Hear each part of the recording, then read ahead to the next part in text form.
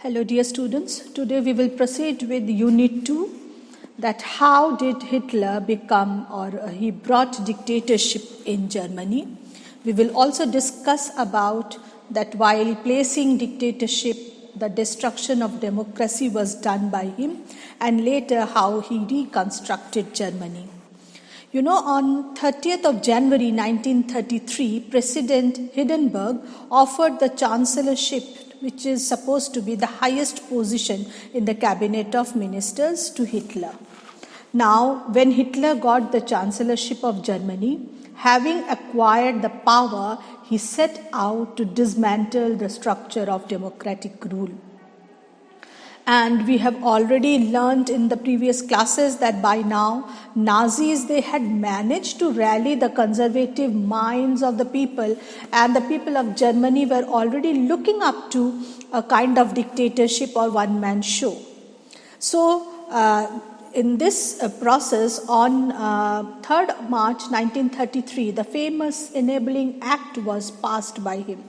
Before that, we should also keep in mind that all of a sudden a mysterious fire broke out in the German Parliament building in February, and this fire, decree of 20th February 1933, indefinitely for a suspicious reason, when the fire broke out, after that, for indefinite time, the suspension of civic rights, which was like freedom of speech, press and assembly, which the people of Germany was able to do because Germany was having Weimar Republic as the government, a democratic system. So this was restricted or stopped. Means the freedom of speech by the people were not allowed to speak, the press or media was not given the independence, independent action to be taken off frequently, or they were not allowed to assemble here and there.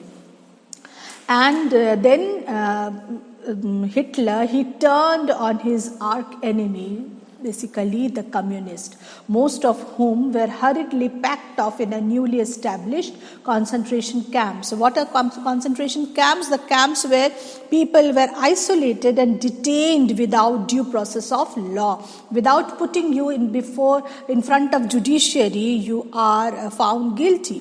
And typically these camps were surrounded by electrified barbed wire fences. So there was no, chance to get out from this camp. The repression of the communists was severe. Out of the surviving 6,808 arrest files, almost 1440 were those of communists alone. That was the grudges Hitler was having against the communists. They were, however, only one among the 52 types of victims persecuted by Nazis across the country. Now, how did this Enabling Act help Hitler, if you are asked? So on 3rd March 1933, the famous Enabling Act was passed. Now this act established dictatorship in Germany. It gave Hitler all the powers to sideline parliament, that is the democratic structure, and rule by decree, by his own law. All political parties and trade unions were banned, except for the Nazi Party and its affiliates. So all the political parties were not allowed, they were banned, except the Nazi Party. The state established complete control over the economy, media, army, and judiciary. You are much aware of the importance of these terms. So when one man has got total control over the economy of a country, over the media of a country, over the army and judiciary of a country, you can now imagine that how dictatorship was placed. Special surveillance and security forces were created to control and order society in ways the Nazis wanted. Apart from already existing regular police in green uniform, which was there, and the SA or the stormtroopers, these Nazi parties, they also included Gestapo, which is secret state police, the SS, the protection squad, criminal police and security service, SD. These are the names.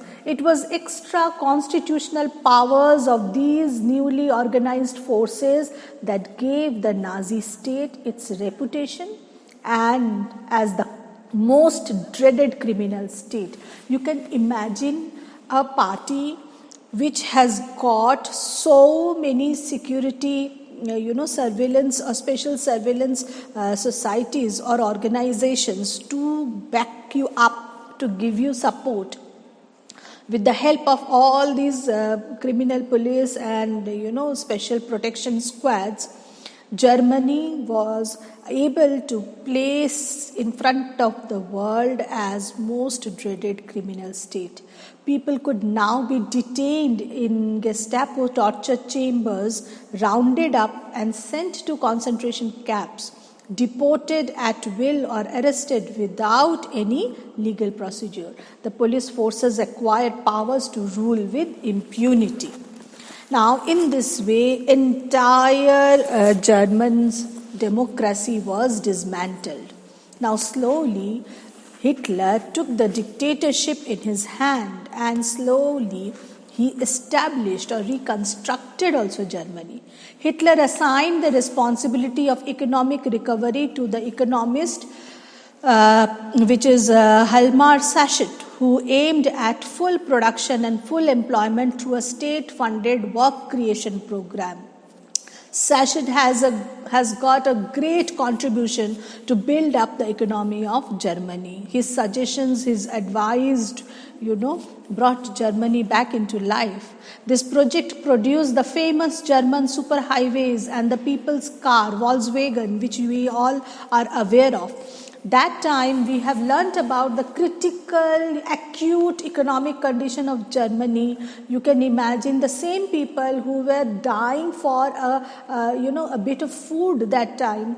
These people started having cars and highways.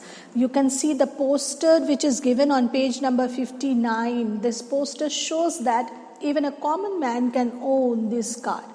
There were foreign policies made up. In foreign policy also Hitler acquired quick successes. He pulled out of the League of Nations in 1933, reoccupied the Rhineland which was taken away, a very, very main resource land. In 1936, he reoccupied Rhineland and integrated Austria and Germany in 1938 under the slogan. What was the slogan? One people, one empire and one leader. He then went on to wrest German-speaking Sudetenland land, which is Czechoslovakia, which was a part of Russia that time, and gobbled up the entire country. Gobbled up means he took charge of the entire country, won it. In all of this, he had the unspoken support of England, which had considered the Versailles verdict too harsh. And these quick successes at home means in Austria and Germany, and abroad, especially Czechoslovakia, seemed to reverse the destiny of the country. Hitler did not stop here. Schacht had advised Hitler against investing hugely in rearmament as the state still ran on deficit financing. Rearmament means, rearranging the military. Cautious people, however, had no place in Nazi Germany. So because Schacht became cautious, he, instead of talking about the economy, when he suggested Hitler about rearranging the army, which was not a subject of economy, Hitler could make out that Schacht is a cautious one. So he had to leave. Hitler chose war on the way out of approaching. He said that I will not go for any such kind of, treaties or friendly terms. Rather, I will go directly for war on the economic crisis areas. Resources were to be accumulated through expansion of territory. He said that if I want resources, I will expand my territory. I will gobble up the territory. In September 1939, Germany invaded Poland. This started a war with France and England, because we know that France and England were already in support of Poland in World War I. In September 1940, a tripartite pact was signed between Germany, Italy, and Japan, strengthening Hitler's claim to international power.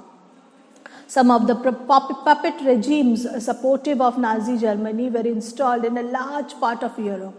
By the end of 1940, Hitler was at the pinnacle of his power, peak of his power. Hitler now moved to achieve his long-term aim of conquering Eastern Europe. That was his aim. Now slowly he has started his move. He wanted to ensure food supplies and living space for Germans. He attacked the Soviet Union in June 1941. In the historic blunder, Hitler exposed the German Western Front to British aerial bombing and the Eastern Front of the powerful Soviet armies. The Soviet Red Army inflicted, red when you talk about the communist Soviet, so that was called Red Army, inflicted a crushing and humiliating defeat on Germany at Stalingrad. After this, the Soviet Red Army hounded out to the retreating German soldiers who entered until they reached the heart of Berlin. They marched and marched and marched, establishing Soviet harmony over the entire Eastern Europe for half a century thereafter.